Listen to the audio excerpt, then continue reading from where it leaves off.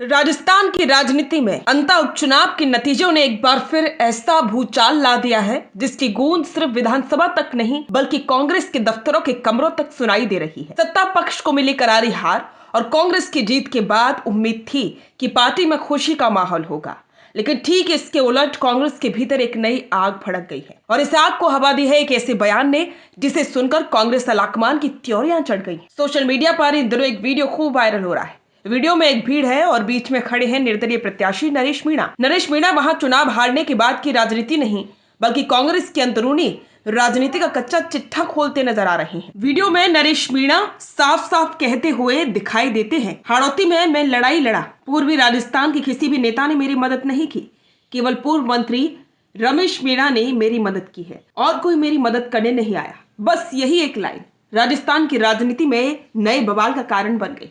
अब सवाल यह उठता है कि जब अंता उपचुनाव में कांग्रेस ने अपने आधिकारिक उम्मीदवार के तौर पर प्रमोद जैन भैया को टिकट दिया हुआ था, तो फिर पूर्व मंत्री रमेश मीणा एक निर्दलीय को मदद करने क्यों पहुंचे? क्या वाकई में उन्होंने पार्टी के आधिकारिक प्रत्याशी के खिलाफ जाकर चुनाव में किसी और का साथ दिया? अगर दिया तो सवाल ये भी कि किसके इशारे पर दिया, ऐसा क्यों किया?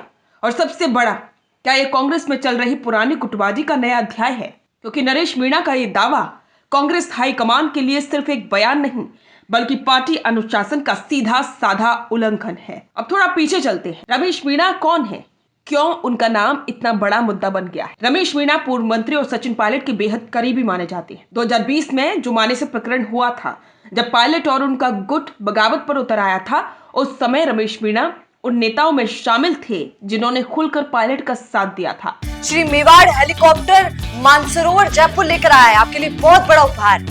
रॉयल शादी एंट्री हो, इलेक्शन टूर हो, एयर एम्बुलेंस हो, पुष्प वर्षा हो या वीवीआईपी दर्शन हो, इसीलिए अभी तुरंत बुक कीजिएगा। मतलब साफ है कि वे पायलट खेमे से जुड़े हुए नेता है और अंता उपचुनाव में उनका अचानक से निर्दलीय उम्मीदवार के साथ खड़ा दिखाई देना कई तरह के राजनीतिक संकेत दे रहा है। अब ये मामला इतना ही नहीं रुकता, क्योंकि नरेश मीणा के बयान के बाद लोगों की नजरें टिकी अशोक गहलोत के उस पुराने बयान पर जो उन्होंने चुनाव प्रचार के दौरान दिया था। गहलोत ने कहा नरेश मीणा किसी और के हाथों में खेल रहा है। तब ये बयान एक सामान्य राजनीतिक टिप्पणी लग रही थी, लेकिन अब नरेश मीणा के खुलासे ने इस लाइन को एकदम नई सियासी व्याख्या दे दी। क्या गहलोत को पहले से ही सब पता था? क्या वे किसी बड़ी अंदरूनी हलचल की तरफ इशारा कर रहे थे? अब राजनीति के गलियारों में चर्चा तेज है कि क्या यह मामला सिर्फ एक दो नेताओं का नहीं बल्कि कांग्रेस के अंदरूनी दो गुटों पायलट वर्सेस गहलोत के बीच जारी पुरानी लड़ाई का ताजा एपिसोड है। जब ये मुद्दा बहुत गर्म हो गया तो मीडिया ने प्रदेश कांग्रेस के बड़े नेताओं से प्रतिक्रिया लेनी शुरू की। जब मीडिया ने नेता प्रतिपक्ष टीकाराम जूली से सवाल पूछा तो उन्होंने इसका जवाब बड़ा ही संतुलित रहते हुए दिया। उन्होंने कहा कि मैं इस मामले की जानकारी जुटा रहा हूं। उनका ये जवाब छोटा जरूर था, लेकिन इसके भीतर छिपा था कांग्रेस की एसेज था, क्योंकि पार्टी को अब दो मोर्चों पर लड़ाई लड़नी है। एक बाहर से बीजेपी का मुकाबला और दूसरा अपने अंदर की बढ़ती दरारों को संभालना। नरेश मीणा का ये वीडियो एक बार फिर साबित करता है कि राजस्थान कांग्रेस में गुटबाजी खत्म नहीं हुई। अंता उपचुनाव में कांग्रेस को बड़ी जीत जरूर मिली, लेकिन इस जीत के बाद भी पार्टी का घर अंदर से हिलता हुआ दिखाई दे रहा है। एक तरफ गहलोत खेमे के नेता, दूसरी तरफ पायलट खेमे से जुड़े नेता, और इनके बीच छोटी छोटी घटनाएं बड़े राजनीतिक बयानों में बदल जाती। अब पूरा मामला कांग्रेस हाईकमान तक जाएगा। क्या रमेश मीणा से सफाई मांगी जाएगी? क्या अखिल भारतीय कांग्रेस कमेटी इस मामले पर अनुशासनात्मक कार्रवाई करेगी या इसे स्थानीय स्तर की बयानबाजी कहकर नजरअंदाज करने की कोशिश होगी? एक बात तो तय है, नरेश मीणा के इस बयान ने अंता उपचुनाव के बाद खुशियों में डूबी कांग्रेस के लिए एक सीरियस पॉलिटिकल हेडेक पैदा कर दिया है। आने वाले दिनों में राजस्थान की राजनीति में इस बयान के कई और नए मायने देखने को मिल सकते हैं। तो अंता उपचुनाव की जीत के बीच कांग्रेस के भीतर से फूटा ये बम अब प्रदेश की राजनीति को कितनी देर तक हिलाकर रखेगा, ये आने वाले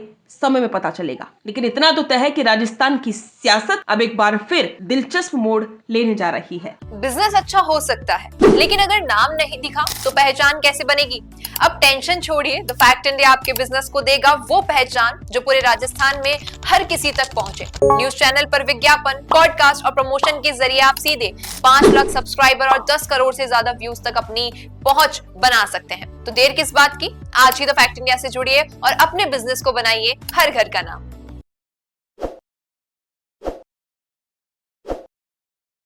ताज़ा खबरों के लिए विजिट करें द फैक्ट इंडिया की वेबसाइट और डाउनलोड करें द फैक्ट इंडिया ऐप।